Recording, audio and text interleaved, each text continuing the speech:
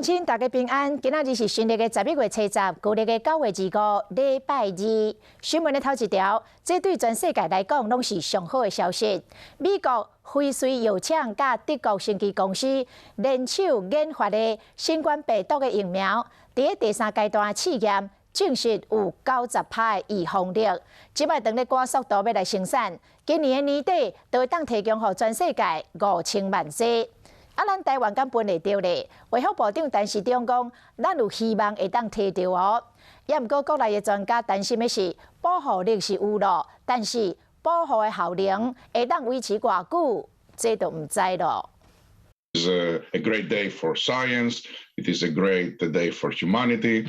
美国辉瑞药厂执行长讲，甲德国生技公司合作的新冠疫苗，伫进行中第3阶段临床试验显示讲有90%的保护力。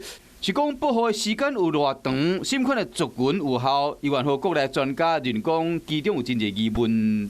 这个保护力可以持续多久？第二个，因为它临床试验只包括一些族群嘛，那有些族群没有被包括进去，比如说更老的啦、更小的，到底有没有效？这个才是大问题啦。也就是讲，43000多名受试者以18岁以上健康的大人为主，只要伊安全上无问题，就会使先开许可证量产疫苗。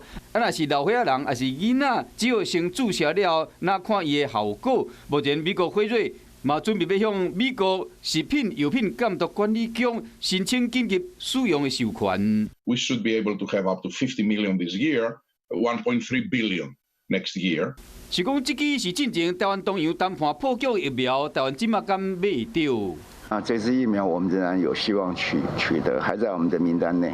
部长无讲明，只嘛讲除了透过 COVAX 甲台湾自产的疫苗，政府嘛要加油，尽可能多方面去制裁。